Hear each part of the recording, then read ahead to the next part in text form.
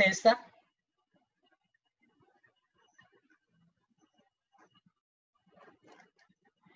Y he querido denominarla interculturalidad y enseñanza de las ciencias, construcciones significativas de pensamiento social y tecnológico. ¿Por qué lo pensé de esta manera? Porque en el fondo hay discursos que se vuelven hegemónicos y discursos que terminan siendo validados simplemente porque su semántica aparentemente utiliza una retórica familiar y es el concepto de apropiación social. Entonces, cuando uno hace alusión a apropiación social, pareciera que fuese un discurso que viene de arriba hacia abajo. Nosotros en las investigaciones hemos encontrado todo lo contrario. Hemos encontrado que hablar de apropiación social tiene que necesariamente reivindicar pensamientos, tanto sociales como tecnológicos. Esto es muy importante para que la universidad pueda leerse no de arriba hacia abajo, sino de abajo hacia arriba. ¿Qué es lo que tiene como implicación esto? Lo primero, se suele asumir que hay conceptos que están determinados por el arraigo que las comunidades tienen sobre, por ejemplo, tecnología, innovación, eficiencia, eficacia. Y todos estos conceptos aparentemente nos están hablando de una apropiación social. Nosotros creemos, y en el grupo de investigación que se hace énfasis precisamente en diversidad cultural, creemos que lo fundamental son los procesos de emancipación. Y por eso nos preguntamos, junto con un proyecto, y es ¿qué alternativas contribuyen a la emancipación en la formación de sujetos? Ya sea a través de la enseñanza de las ciencias o sea a través de otro mecanismo. Me refiero a divulgación, difusión de conocimiento. Colciencias o ahora MinCiencias como agentes estatales a veces hacen divulgación y difusión y lo que utilizan son ciertos canales para poder provocar esa manera de entender apropiación social. Nosotros creemos que es importante propiciar una emancipación de sujetos desde la formación.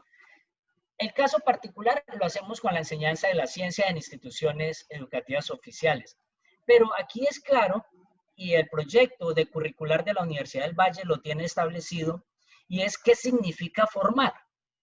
Y cómo formar en una universidad para que precisamente el pensamiento crítico que emerge de ella lleve desde la teoría de la liberación, siguiendo un poquito los planteamientos del sociólogo Paulo Freire, hacia una reivindicación del concepto de identidad y del concepto fundamental de contexto cultural en los sujetos, es decir, en las comunidades. Pues bien, para esto nosotros consideramos que es muy importante caracterizar alternativas que permitan pensar la emancipación de los sujetos en la formación. Y para poderlo hacer, necesitamos, por un lado, identificar en los procesos de enseñanza de las ciencias conductas emancipadoras. La Facultad de Ciencias, el Instituto de Educación y Pedagogía promueven enseñanza de las ciencias. Pero ¿hasta qué punto esa enseñanza termina cayendo en el esquema fundamental de aprendamos a repetir, aprendamos a reproducir, a transformar? ¿Cómo logramos transformar si todo lo que nos dicen lo que hay que hacer es apropiar? Entonces, transformar es reconocer lo que tenemos y desde adentro avanzar hacia procesos que impliquen que el sujeto sea capaz de moverse desde lo local hasta lo nacional e incluso lo internacional. Esos son procesos emancipatorios. Y por supuesto, las ciencias naturales son provocadoras de conductas, pero la mayoría de las conductas que provocan son de dependencia. Son conductas de una deliberada dependencia del saber, más nunca una conducta que permita emancipar. ¿A partir de qué? De reconocer conocimientos ancestrales, de reconocer conocimientos tradicionales, de reconocer conocimientos propios, urbanos, suburbanos, campesinos, raizales. Y eso está por fuera de los procesos de enseñanza. No es posible hablar de una apropiación social si no se reconoce la otredad. No es posible hablar de apropiación si no reconocemos los valores fundamentales de los arraigos individuales. Esto es, los colectivos culturales que mueven, que dinamizan. Segundo, los docentes, en términos generales, ya ni siquiera hago yo énfasis en los que tienen formación pedagógica, porque docente es todo aquel que se dedica a enseñar. Y entonces el que enseña transmite una serie de valores al otro, valores que están permeados por su manera de entender sociedad, por su manera de entender sociológicamente mundo. Si se corresponde con la idea de mundo globalizado, entonces su concepto de apropiación social va a ser de una naturaleza. Pero si se corresponde con una visión epistemológica de diversidad cultural y reconocimiento del otro y la otredad, estamos avanzando hacia la interculturalidad. Y desde allí, sí es posible ver docentes que potencialicen o que limiten la emancipación de los sujetos. A veces en la universidad decimos, pero ¿qué pasa con nuestros estudiantes que no tienen un pensamiento crítico? Nos preguntamos, ¿se está contribuyendo desde la formación a ese pensamiento crítico? ¿Cómo se está entendiendo ciencia y cómo se está entendiendo tecnología? Si la ciencia se ha de entender como lo que tenemos que apropiar de lo que han hecho en otros países, pues estamos muy lejos de verdaderamente potenciar un pensamiento crítico. Pero si la ciencia la hemos de entender como el diálogo entre maneras de construir conocimiento, entonces allí hay posibilidades de pensar desarrollo, hay maneras de pensar construcción de país y por supuesto la universidad entraría a liderar y abanderar esas dinámicas. No por ser incluyentes, no, es por ser equitativos. La diversidad cultural va de la mano del concepto de equidad y la inclusión a veces termina siendo exclusión, porque cuando se incluye, se busca que el otro se parezca al que está incluyendo y no está reconociendo la diferencia. Entonces, desde allí, esa enseñanza que se da en las ciencias, cualquiera que ella sea, ciencias naturales, ciencias geográficas, ciencias del diseño, etcétera, todas esas ciencias deben necesariamente propender por el reconocimiento de la identidad, por el reconocimiento de la otredad. Y desde allí mirar los contenidos que hacen parte de las disciplinas. En nuestro proyecto de investigación centramos uno de los objetivos a qué conductas son las que están promoviendo los docentes en sus estudiantes y por qué esas conductas están llevando a una subordinación, lo están llevando a una limitación y les están castrando la capacidad de ser en sí mismo y de proyectar conocimiento. Bueno, eso es parte del problema que se ha identificado, no solamente en la Universidad del Valle, sino en el país. Y nosotros hemos analizado muchas instituciones educativas oficiales en donde hemos podido ver cómo el papel del maestro, el rol del docente es clave para fortalecer o para limitar esas conductas. Entonces, implica, además de esto, podernos leer desde conceptos fundamentales de territorio, desde conceptos fundamentales de contexto y contextualización. Y eso tiene una palabra que nosotros la utilizamos en uno de los objetivos, y es proponer alternativas que contribuyan a fortalecer conductas emancipadoras. Esto es descolonizar. Descolonizar el saber y descolonizar el ser. No entendiendo de que todo lo que viene de afuera es malo, jamás, no. Una cosa es el conocimiento que viene de afuera y otra es creer que ese conocimiento hay que apropiarlo porque ese conocimiento es válido él en sí mismo.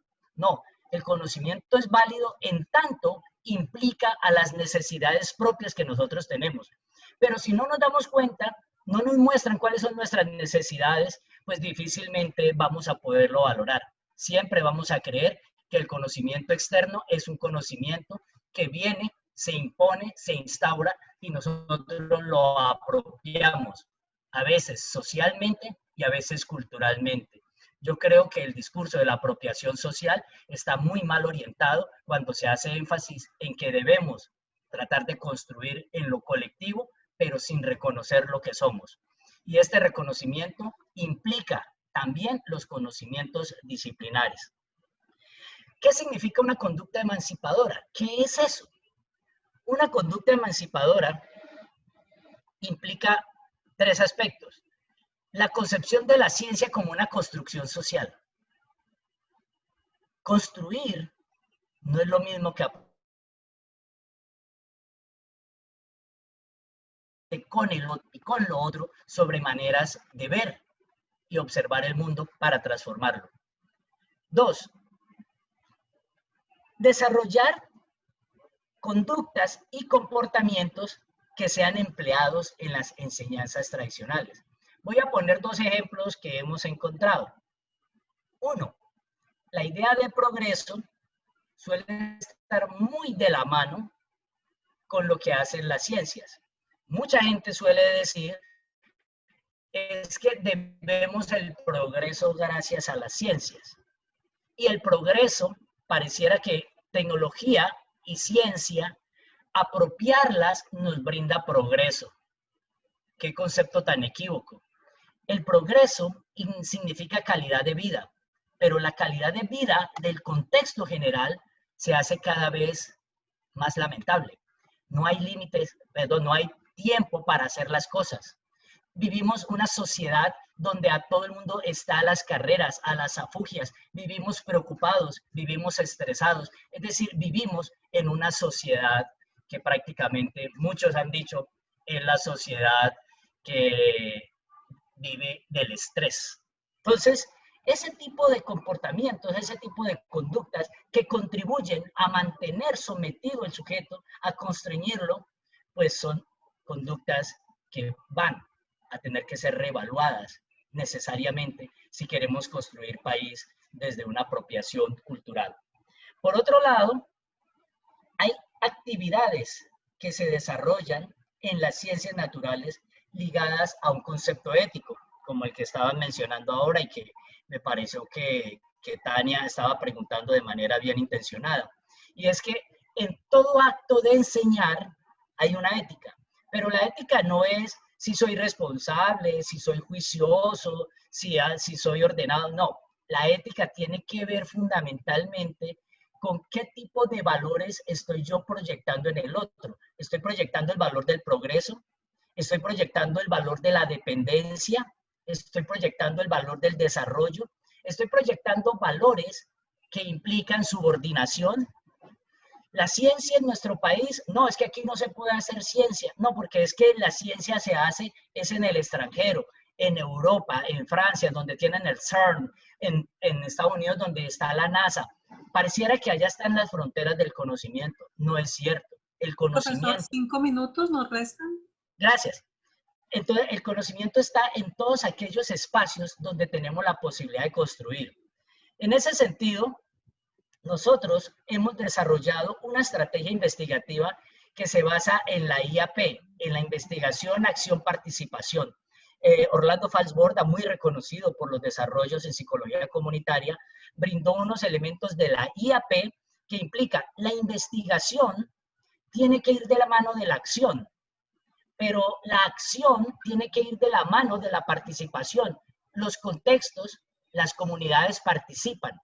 No es el investigador de Univalle, allá el sentado, no, es el investigador en medio del contexto de la comunidad, proyectando a una comunidad a ser investigadora sobre sus propias necesidades. Desde allí es que nosotros hemos podido avanzar hacia caracterizar los problemas de emancipación. ¿Y esto qué implica?